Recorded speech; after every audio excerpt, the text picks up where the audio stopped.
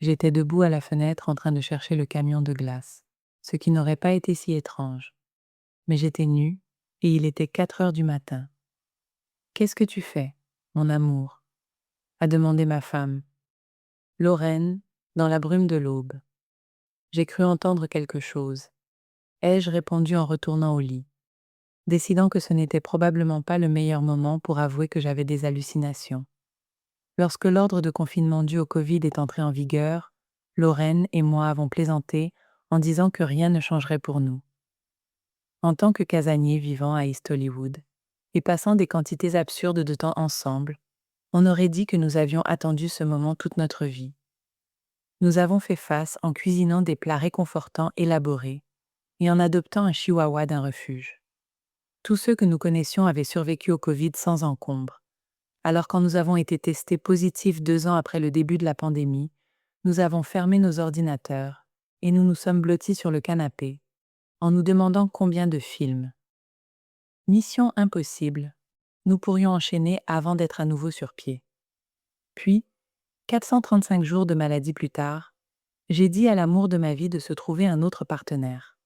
Des semaines après la fin de notre infection aiguë, j'ai réalisé que mon cerveau ne parvenait pas à assimiler les intrigues de films les plus basiques, ce qui posait un léger problème pour ma carrière de scénariste.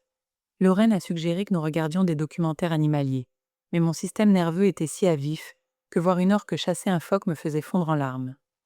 Je me suis dit qu'un peu d'exercice pourrait m'aider à me sentir plus proche de moi-même. Mais j'ignorais que le virus m'avait laissé un malaise post-effort, une caractéristique du Covid long, où même un effort léger peut vous handicaper pendant des jours, ou des semaines, ou réduire de façon permanente votre capacité à fonctionner. Ma séance de peloton avait allumé une mèche. Le lendemain, comme dans une version d'horreur de Freaky Friday, je me suis réveillée dans un corps que je ne reconnaissais pas. J'avais entendu parler de la fatigue invalidante du Covid long, qui transformait la vaisselle en un marathon nécessitant plusieurs pauses et une sieste. J'ignorais pourtant que la maladie déclencherait chez moi une réaction allergique douloureuse au soleil, ou une névralgie du trijumeau imaginé porter un filet de pêche électrique comme masque, ou la douzaine d'autres symptômes bizarres qui me donnaient l'impression qu'une vie essentielle me maintenant entier s'était desserrée. Je me suis retrouvée confinée à la maison du jour au lendemain. J'avais 37 ans. Aimer son partenaire dans la maladie semble noble, voire romantique. En réalité, c'est déchirant. Pour Lorraine, cela signifiait devoir sourire lors d'une réunion Zoom 1 minute, puis m'aider à surmonter une spirale d'anxiété épique la suivante. Cela signifiait devenir notre unique gagne-pain tout en se chargeant de la cuisine, qui était mon domaine, du ménage et de tout le reste. Parfois, je l'entendais dans la salle de bain, la porte fermée et le robinet ouvert pour étouffer le bruit de ses pleurs. C'est aussi ce que signifiait m'aimer dans la maladie. Confinés entre les murs en stuc de notre minuscule bungalow, nous languissions après nos vies sans maladie. Prêts à tout pour y retourner, nous avons jeté mon corps, et la majeure partie de nos économies, entre les mains de spécialistes médicaux. Les médecins ont lancé plusieurs acronymes dont je n'avais jamais entendu parler, tout en m'assurant que ma santé semblait excellente sur le papier. C'était comme si on me félicitait d'un high five, alors que j'étais en train de me noyer.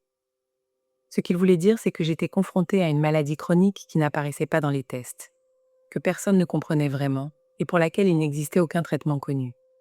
S'adapter à une maladie chronique est un calvaire.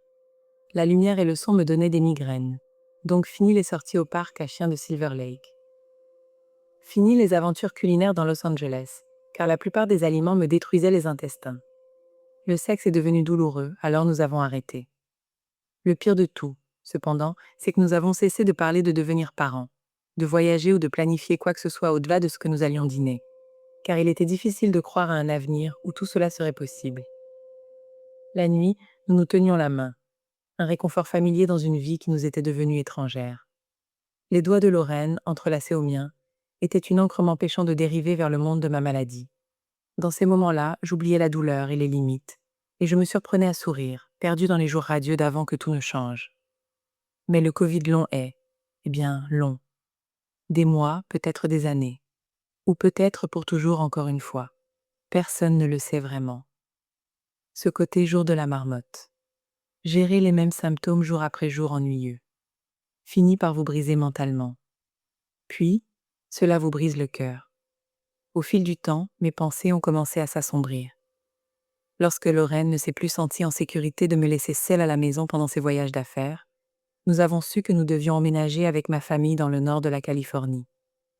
Les parents de Lorraine nous ont aidés en venant de Colorado Springs à Los Angeles, la semaine suivante pour emballer notre vie dans des cartons et les conduire vers le nord. Et c'est ainsi que, juste après mon 38e anniversaire, je me suis retrouvée en larmes sur le canapé de mes parents dans le comté de Marin.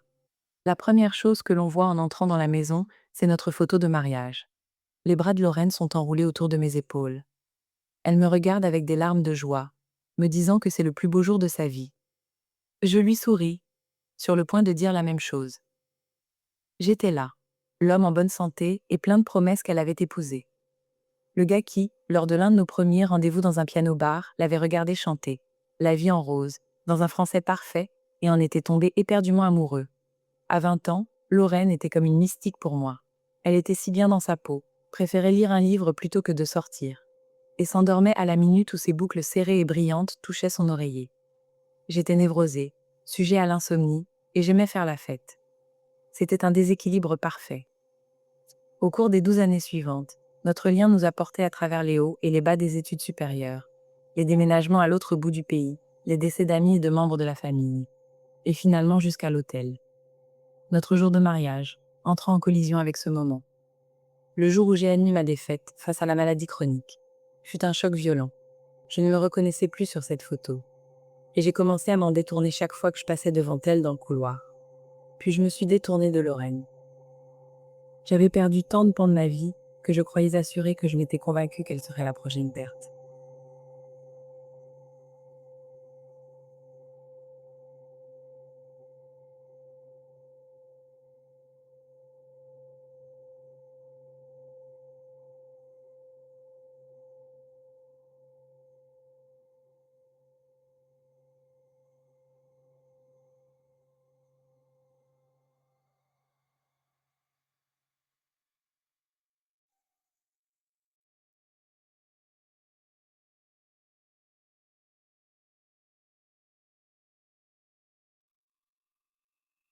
Comment pouvais-je, en toute conscience, m'attendre à ce qu'elle endure ma santé fragile toute une vie? Alors, un soir, j'ai dit à la personne qui compte plus que tout au monde pour moi qu'elle devrait passer à autre chose. Ce n'était pas la première fois que je le disais, mais c'était la première fois que je le pensais vraiment. Lorraine a posé son livre et s'est tournée vers moi dans le lit. Ce n'est pas à toi de décider ce que je peux supporter. C'est mon choix. Je ne sais pas où cela me mènera. Je sais. Si tu trouvais quelqu'un d'autre, je te pardonnerais. Mais ce ne serait pas toi. Toi. Ces mots m'ont fait voir quelque chose pour la première fois. Là où je voyais une personne que je ne reconnaissais plus, Lorraine voyait le même homme qu'elle aimait, qui se trouvait souffrir d'une maladie. Elle m'a rappelé que, sous mes symptômes, j'étais toujours moi. J'avais projeté ma pire peur sur elle. Oui, ma santé l'avait traînée en enfer. Mais elle était inébranlable. Elle était à mes côtés lors des multiples allers-retours aux urgences. Elle était là pour me masser le dos quand ma douleur s'intensifiait, pour poser une couverture sur moi quand ma fatigue me clouait au canapé. Lorraine avait déjà fait le deuil de notre ancienne vie et s'était ouverte aux possibilités de la nouvelle. Elle attendait juste que je la rattrape. J'étais si terrifiée à l'idée de perdre encore davantage de ma vie que je m'en étais entièrement dissociée. Et ce faisant, je m'étais anesthésiée à la joie, au chagrin, à tout sentiment quel qu'il soit. J'ai enfin compris que ma maladie n'était pas la menace pour notre mariage. C'était moi, en me détournant de l'amour de Lorraine. Finalement, j'ai arrêté de m'accrocher à celui que j'étais avant. À une époque où je détestais mon corps plus que tout, j'ai commencé à pratiquer la bienveillance envers moi-même. Et le travail constant et difficile d'essayer d'aimer mon corps tel qu'il est m'a progressivement conduit à accepter ma condition. Nous avons abandonné notre vieux mantra. Nous retrouverons nos vies. Pour le remplacer par « on gère ». En fin de compte, ma maladie nous a rapprochés de notre humanité et par extension, l'un de l'autre. Au lieu d'attendre mes bons jours, nous essayons de les savourer tous.